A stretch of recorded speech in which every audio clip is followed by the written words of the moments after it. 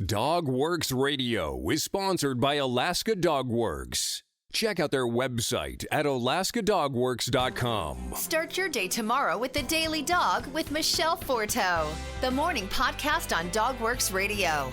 Apple Podcast reviewer Patty Christensen calls it funny, smart, and filled with all the info I want to know about dogs. I love this show. Wake up with The Daily Dog. Available on Dogworks Radio on Apple Podcasts or wherever you listen to your shows. You are listening to The Daily Dog with your host, Michele Forto. The Daily Dog offers training advice, tips and tricks, and maybe even a book or movie review, too. Hello and welcome, everybody. It's Michele Forto with The Daily Dog, and it's about time we go take a hike. Breakup in Alaska. As we finalize our breakup with winter here in Alaska and we dust off those hiking boots and dig out the dog leash, we are reminded by our best hiking buddy that we may be a little rusty. Before you hit the trail, attend a few dog training sessions with your best buddy. Leash work clinics are great for those dogs who just need a little refresher. If your dog is a puppy or simply just recently joined your home, then I would suggest a basic obedience course or an American Kennel Club Canine Good Citizen course. Familiarize yourself with the trails, paths, and parks you plan to visit with your dog. Are there leash laws? What about disposal sites?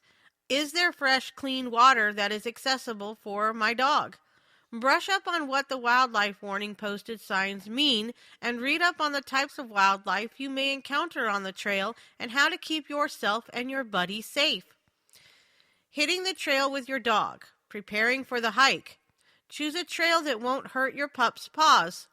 Paths layered with leaves or soft needles are good, although they can be slippery when wet. Avoid trails with sharp rocks that can cut canine feet and paved surfaces that heat up in the sun. Carry fresh water and let your dog drink often. Even streams, ponds, or lakes that look clean can be contaminated. Bring along disposable baggies to pick up your dog's waste and carry it out with you. Doggy hiking gear tips. Ask your vet if it's okay for your dog to carry a pack. If so, let him get used to it and build up strength on short walks. Weigh the pack after it's loaded and don't let it exceed 10% of his body weight. Use a pack made of breathable materials and one with proper padding. Check the straps often so they don't chafe your dog. Use a 6-foot leash and keep your dog nearby. If the trail allows for off-leash, you'll still want to carry your dog's leash to ensure that he or she doesn't encroach onto others on the trail, and it is a good idea to control your dog in the wake of wildlife or other dogs. Up next is the breed of the day, the flat-coated retriever. When it became possible for man to kill game on the wing, many different breeds of dogs were used to find and retrieve it, and any such dog was regarded a retriever. Eventually, by selective breeding for the perfection of this skill, the retriever proper, a large black dog, had come into existence in Britain by the early part of the 19th century. It was not accepted as a pure breed, but regarded as a mongrel because of its crossbred origin from various breeds: the large Newfoundland, the setter, the sheepdog, spaniel-like water dogs. The last named were invaluable as retrievers to fishermen and were the subjects of trade between Britain and North America, particularly with the cod fishery off Newfoundland during the 19th century.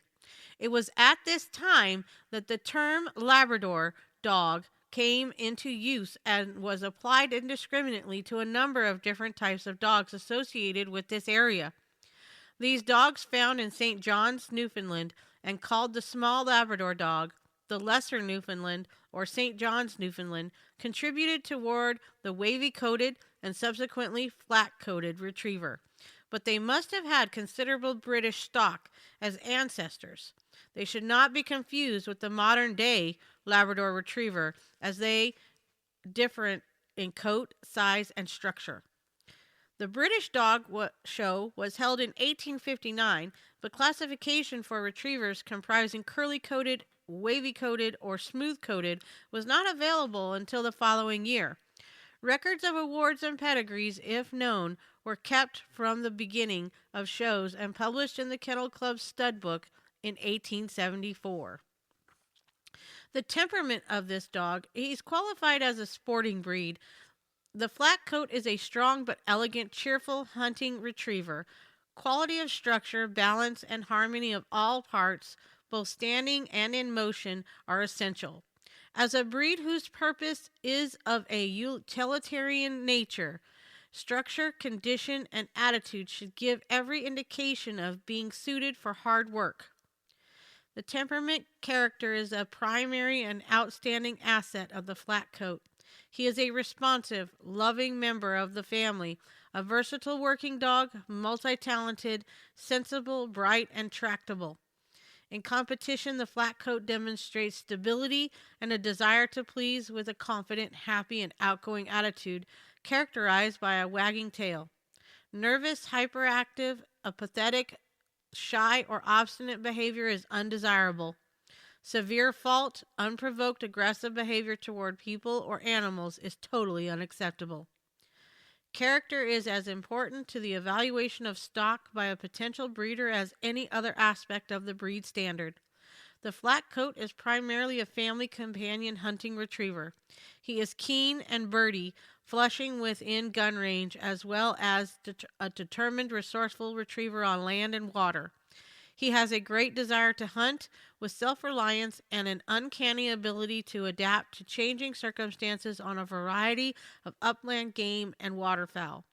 As a family companion, he is sensible, alert, and highly intelligent, a light-hearted, affectionate, and adaptable friend. He retains these qualities as well as his youthful, good-humored outlook on life into old age. The adult flat coat is usually an adequate alarm dog to give warning, but is a good-natured, optimistic dog, basically inclined to be friendly to all. The flat coat is a cheerful, devoted companion who requires and appreciates living with and interacting as a member of his family. To reach full potential in any endeavor, he absolutely must have a strong personal bond and affectionate individual attention. Join us next time for The Daily Dog. Did you know that Alaska Dog Works trains service dogs for those in need throughout North America? Each and every service dog that is trained through the Lead Dog Service Dog Program and Michele Forto and her team has an individual training plan.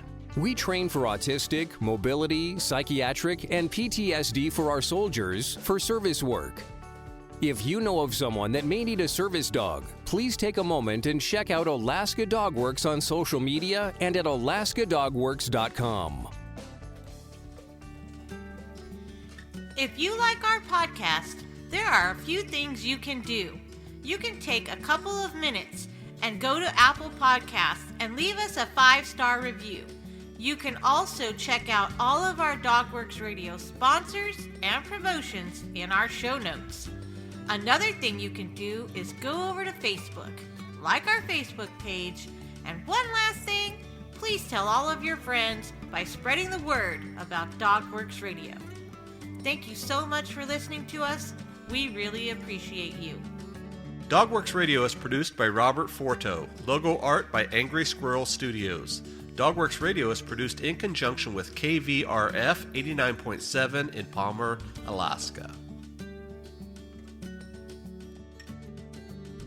For dog training advice, you can contact Alaska Dog Works at 907-841-1686 or visit their website at alaskadogworks.com. If you have a show idea or would like to be a guest, please contact us by sending an email to live@dogworksradio.com.